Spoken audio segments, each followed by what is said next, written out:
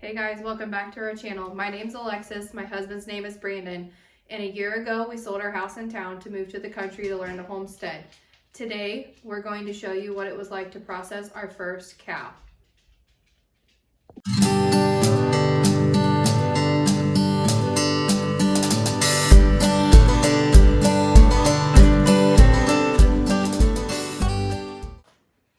So, as Lexi explained, we're going to talk about the cow that we had processed off of our farm. This is the first beef that we have raised, and to me, this is kind of the justification of the year's worth of work we put into her. She wasn't very big. The hanging weight was only 426 pounds. So for a total cost of processing of $457. We're going to kind of break down everything that we got throughout. So steak total, we had 32 packages of steaks. That includes T-bones, sirloins, ribeyes. 32 packages, and I believe most of them are packaged in 3 per package. We have 25 roasts, 6 packages of cube steak, 2 briskets, 6 packages of stew meat, 9 rib broils. We also have 99 packages of 1.5 pound packages of hamburger. So overall, I don't think we did too bad. This is going to be split between me and my parents. They went in halves with us when we bought the cows. We raised them. They helped on the financial side of everything. Just to give you kind of a ballpark figure, because I know everyone's going to ask us. When we bought the cows originally, we paid roughly a little over $1 a pound. So we paid just over 500 bucks for each cow that we bought. Then for processing, we had $457, and I think we had roughly about $1,000 in feed, maybe not quite that. My wife's shaking her head behind the camera saying no. Not per cow. No, not per cow. We're feeding out 3 cows and a horse right now. I would say feed per cow, probably on this cow, was $350. So on the high end, 500. So you're looking maybe $2,000 in everything throughout the year. And we've got a ton of meat. We're gonna have a little over 200 pounds for us and a little over 200 pounds for my mom and dad. Depending on how you want to look at it, we know where this cow came from. We know everything that went into this meat. We know where it was raised. We know that it was not just put into a barn and left. It had free reign out here on our small farm, and it was able to walk around and do what it wanted for its life. So I think we did a good job with our first one. I'm excited to see how it tastes, and I'm excited now to keep going with the process. Okay, so now I'm going to show you guys what some of the cuts actually look like. I know Brandon said he thought it was about 2,000. I actually did the math, and it ended up being like $1,450 for us to get the cow to right around almost 1,000 pounds. It was a lot smaller than we thought she was going to be, but this was really just a learning curve for us the whole way. So I'm going to show you what some of the actual cuts look like. So this is cube steak. We have 6 packages in each. So like I said, what he read off was a meal for us. So like that's 20 some steak meals, not just steaks. The T-bones. So like there's 3 T-bones in each of these packages. We went with a local butcher to us because that was where we could get in. It's hard to get in right now to get things butchered. So next time, depending on how we like this and what the price fares out, we might go somewhere different. If you come over here, we ended up with 2 briskets.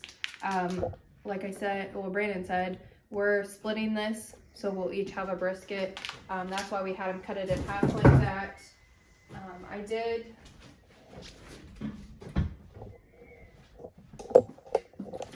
We did end up with all the organ meat.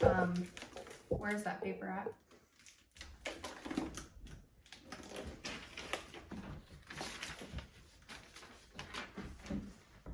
So we ended up with 8 packages of liver, 1 beef tongue, 1 tail, 1 heart, and then a big package of fat. So we did end up with quite a bit of organ meat. I know I like liver, my family does not. I've never done anything with the heart or the tongue. I feel like if all else fails, we'll feed it to our dogs. One thing that I like Swiss steak, it's one of my favorite meals. However, I've never had it like this. It's always been like ran through the cuber. So that'll be interesting to figure out how we're going to eat that. And then our chuck roast. So this was another thing. Like the chuck roast sizes kind of vary between what we got. So that we'll just take into account when we're making it for what we're making it for. And then I wanted to show you all the hamburger that we got. So this is our 99 packages of hamburger. There's 36 in both of these bottom packages and then 27 up here. So it is 1.5 pounds of hamburger because we are a family of 5, so we use a little bit more than 1 pound every time we make a meal. So even dividing this between our Brandon's parents and ourselves, we'll still end up with 50 meals of hamburger. So I felt like that was a really good deal, especially if you know the prices of just hamburger alone for grass-fed beef. So one last thing I want to talk about, Lexi said grass-fed. I would say 80% of what we fed was grass-fed. We did buy, when we first got them, we bought grain that was non-GMO. And then around Christmas time last year, we got a deal through Rural King and we bought a whole skid of sweet feed. And we finished her out on sweet feed. But when I say we finished her out, she literally had, maybe 3 weeks, a week and a half of every day getting grain. We were intending on breeding her possibly. She didn't get bred that we know of. I asked them at the butcher shop today and they said they couldn't tell us. They didn't know. But I don't think she was bred. And so we didn't finish her out as quickly as I wanted to. So I think she would have put on a little bit more weight had we fed her grain 2 months before we took her in. That seems to be a common practice around here, as everybody grass feeds and then grain finishes. And so we weren't, I know the big thing right now is grass fed, grass finished. We weren't opposed to feeding grain. We just wanted to know where that grain came from. And if you're trying to find non-GMO grain, that is super hard to find. We didn't realize that till we embarked on this. We did find it, but just something to think about if you're going to do this. So we weren't opposed to feeding grain, so that's why we are feeding grain. And the next one will probably finish out a little longer on grain just to up the fat or up the meat content. But we just wanted to source it respectfully. If you look at the cuts of meat that we got, a lot of them don't have a lot of fat in them compared to what you see at Walmart or you see at a regular butcher shop. I don't think that the fat side of things, the fat and the cuts, is the same as some of those places. So I think this is a better cut. I could be biased because it's our cow, but we've also not tried it yet. Right, so we don't know how it's going to taste. Maybe it's not going to taste good at all, but we'll let you know once we try it. But I do think I see less fat on this. I see more good looking meat. So hopefully this is a good process for us and the next ones will be better. An update, I'm pretty sure, I'm about 75% sure that one of our cows is bred. So we should have a baby on the ground around September, October. And then we will start this whole process over. So depending on how fast we go through this will depend on how fast we butcher our next one.